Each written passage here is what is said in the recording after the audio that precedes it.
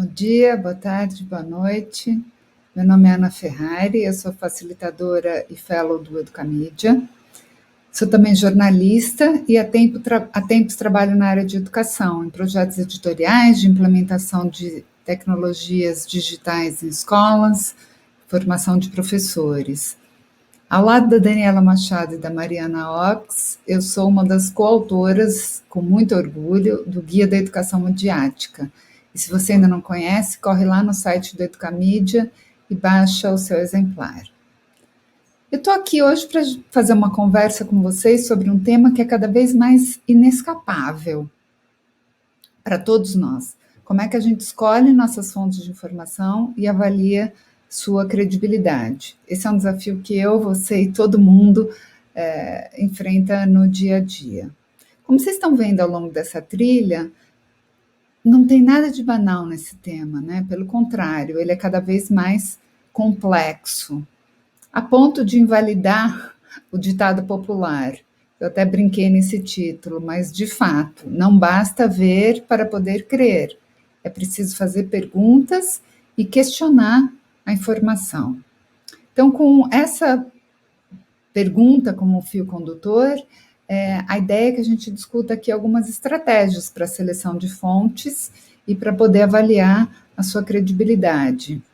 Essa trilha vai tocar nesse assunto e em outros diversas vezes, por diversos ângulos, mas como a gente está tratando de algo que demanda a adoção de um hábito, a gente sabe o quanto a prática é importante, né? Por isso, aqui é mais uma chance para a gente fazer reflexões sobre essa questão e pensar em estratégias. Então, eu queria, na verdade, começar conversando com vocês sobre o ambiente informacional. A gente tratou bastante disso no primeiro capítulo do livro, e que a gente até chamou de um universo expandido, porque, de fato, é impressionante como a internet alterou a forma como a gente se informa e a nossa relação com a informação, né? Num passado não muito distante, a informação era escassa e era transmitida por empresas de comunicação e por editoras, né? O que a gente chama de poucos transmitindo para muitos. Hoje, o ambiente informacional é absolutamente diferente, né? Existe uma multiplicidade inimaginável de vozes, porque todos, literalmente, podem participar, né? A gente, aquele ambiente de escassez se transformou num ambiente de abundância, mas nessa abundância de informação tem muita desinformação. Um dado bem importante nisso, quando os consumidores são também produtores, essa infinidade de fontes, claro, que amplia muito nosso poder, mas também passa a ser uma responsabilidade do leitor, do espectador e do ouvinte avaliar a credibilidade, a veracidade e a qualidade das informações. Então, essa é a nossa tarefa. Se a gente pensar que no meio dessa infodemia, o termo que a OMS cunhou para definir esse ambiente com tanta informação e desinformação circulando, saber interrogar a informação intencionalmente é um aprendizado essencial para todas as esferas da vida, né? Afinal de contas, a gente se informa para consumir, para tomar decisões sobre o futuro, decisões econômicas, financeiras, de saúde. Então, a informação é cada vez mais crítica para todo mundo, né? Mas, afinal, onde é que a gente busca informação e em quem a gente pode confiar? Esse retrato que eu trago aqui de uma empresa americana de software, a Domo, é bem interessante para a gente pensar que é esse universo informacional em números, né? Esse já é a 8ª edição desse mapeamento, né, do volume de dados que circula na internet, são dados de 2020, e mostram o que acontece em apenas 60 segundos, quando se analisa o volume de dados que trafegam mundialmente.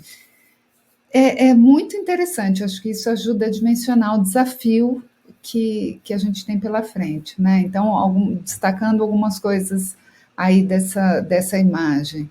Em apenas 1 minuto, 42 milhões de mensagens são trocadas no WhatsApp. Quase 150 mil fotos são colocadas no Facebook. 350 mil stories postadas no Instagram. No Twitter são 319 novos usuários nesse pequeno intervalo de tempo. É uma infinidade de informação e de dados circulando e que certamente chegam até nós, né? Vamos pensar uma coisa. Quantas mensagens você já recebeu hoje? São desde mensagens pedindo para você assinar uma petição, doar para uma causa X ou Y, comprar um produto, ler alguma coisa, assistir alguma coisa, questionando se você sabia de alguma coisa. O ambiente informacional hoje é muito ruidoso. E a grande questão do nosso tempo, uma das, né, é saber filtrar as informações e aprender a fazer a própria curadoria, checando fontes, de novo, e avaliando a sua credibilidade.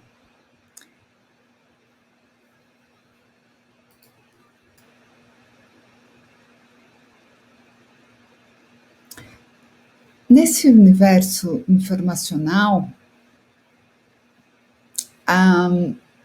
ele demanda que a gente se torne melhores consumidores de notícias e de informações, né? Como agora, majoritariamente, as notícias são consumidas por meio das redes sociais, o lugar onde cada indivíduo pode ser tanto o consumidor quanto um criador de conteúdo, e onde é muito mais fácil alguém tomar uma opinião por um fato, isso é cada vez mais urgente, né? Claro que a gente tem agências de checagem de informação. Esse videozinho aqui, por exemplo, no último debate presidencial americano, o New York Times estava fazendo isso ao vivo, né? A cada declaração dada pelos candidatos, você via ali que tipo de informação era aquela, exagerada, verdadeira, mas falsa, enganosa, mostrando a complexidade desse cenário, os 50 tons que a Dani mostrou tão bem para a gente, né? O que eu estou querendo dizer? Que, na verdade, a gente tem que se tornar um checador de notícia, um jornalista, um detetive? Na verdade, não necessariamente, né? Justamente porque a gente já tem veículos especializados que fazem isso. Então, por exemplo, a gente tem que estar ciente de que a informação, entre o verdadeiro e o falso, tem um longo caminho. Como a gente vê aqui nos selinhos que a agência Lupa usa no Brasil. Então, é o verdadeiro, mas, é o contraditório, é o subestimado, é o ainda é cedo, é o exagerado, é o insustentável, é o de olho, é o falso. Há muita informação e recursos cada vez mais sofisticados para fazer com que a informação pareça verossímil. E a gente também está exposto a coisas sobre as quais a gente nunca ouviu falar, né? Então, vocês já fizeram alguns testes, né, para conseguir detectar as fake news, mas Eu trouxe aqui um exemplo para mostrar o quanto é difícil a gente determinar a veracidade de alguma coisa, porque se antes algumas coisas só podiam ser feitas num estúdio em Hollywood, hoje qualquer aplicativo no celular consegue efeitos incríveis, né? E que tornam as coisas com uma cara de verdade. Por isso é muito difícil dizer se alguma coisa é verdadeira ou falsa só olhando a imagem, um site ou um post. Então, o que vocês diriam, por exemplo, aqui? A gente tem a foto de um esquilo voador e um site falando de um personagem que é simplesmente o Mike, um galo sem cabeça, vivo, obviamente. Talvez seja muito fácil a gente dizer que essas imagens, olhando e dizer que elas são falsas, mas não é assim. Na verdade, elas poderiam ser falsas, claro, porque são esquisitíssimas, mas elas são verdadeiras. O esquilo, por exemplo, saiu numa matéria da National Geographic. Na verdade, ele não voa, os biólogos podem nos ajudar, mas ele funciona como um planador, essa patinha dele aberta aí. O tal do Mike, o Galo Sem Cabeça, esse site, que também tem uma cara que pode ser verdadeira ou não, na verdade a própria BBC deu um artigo sobre isso, esse galo que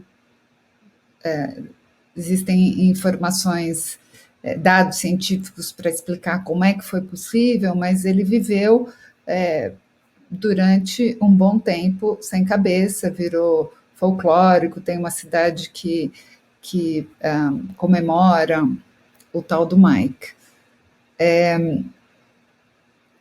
Ninguém, portanto, pode duvidar que a internet abriu portas para mundos desconhecidos, insuspeitos e muito ricos, né? Mas o que a gente tem que ressaltar é que a olho nu é muito difícil saber se uma informação, um site, um vídeo, uma imagem são falsos. Por isso que a gente precisa de estratégias e a gente precisa de uma postura não de desacreditar das coisas, mas de investigar. Vamos ver, né? Então, a gente essa postura inquisidora da informação, né? Interrogar a informação, é se perguntar. Primeira coisa, né? Você se deparou com aquilo, chegou alguma coisa na sua rede social. Aquela notícia é verdadeira ou falsa? Qual é a natureza dessa informação, né? Existem evidências que sustentam esse fato? As evidências se sustentam. Quem está por trás da informação? Quais são as credenciais dessa fonte? Qual é o contexto? Essas são perguntas básicas para a gente conseguir checar o fato e avaliar a fonte. Então, as estratégias para a gente checar as fontes de informação, essas estratégias aqui vêm de um grupo canadense que se chama Media Smarts e que são muito bacana e que acho que vão acrescentar as tantas que a gente já viu, né? O SIFT e etc. A primeira coisa que eles sugerem é que você use o fact-checking, porque um checador profissional já pode ter feito o trabalho de checar aquela informação. Então, no Brasil, a gente tem, por exemplo, a agência Lupa ou Aos Fatos, várias agências credenciadas a uma rede internacional de checadores, veículos de imprensa também fazem isso. Então, é muito bacana a gente pensar nisso. Alguém já pode ter feito esse trabalho e é muito fácil encontrar se uma informação já foi checada ou não. Então, você pode ir diretamente nas agências ou do lado do tema da sua busca, você acrescenta o nome da agência. Além disso, você também pode acrescentar a palavra falso ou fake na sua busca no Google, no seu buscador. Isso vai facilitar muito encontrar checagens daquele assunto específico. Outro passo importante para checar as fontes é encontrar a fonte original, porque você pode ter recebido, né, de um amigo, de um terceiro, mas de onde afinal veio aquela informação, né? Então, tente achar a fonte original daquela informação. Se tratar de uma imagem, você pode fazer a opção de busca reversa no próprio Google ou num site que se chama tinai.com. Outros dois passos para fazer essa checagem é verificar a fonte, né? Porque não basta saber qual é a fonte, mas eu posso confiar nessa fonte? E aí a gente já começa a uma análise de credibilidade. Essa fonte realmente existe? Os seus autores de fato são quem dizem ser? Eles são confiáveis? Essa é algo muito importante da gente fazer.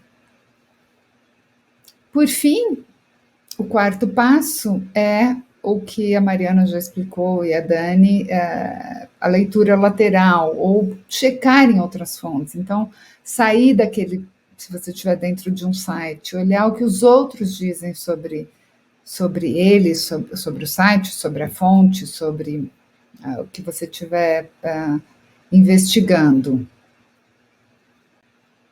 Bom, e agora eu queria propor um exercício para vocês, então, prática. Educação midiática também é como um esporte, a gente precisa praticar e ensinar os alunos a praticarem para justamente adotarem como hábito essa postura. É treino, a gente está falando. Então, eu tenho uma proposta de atividade nesse endereço, eu queria que vocês fossem lá e preenchessem.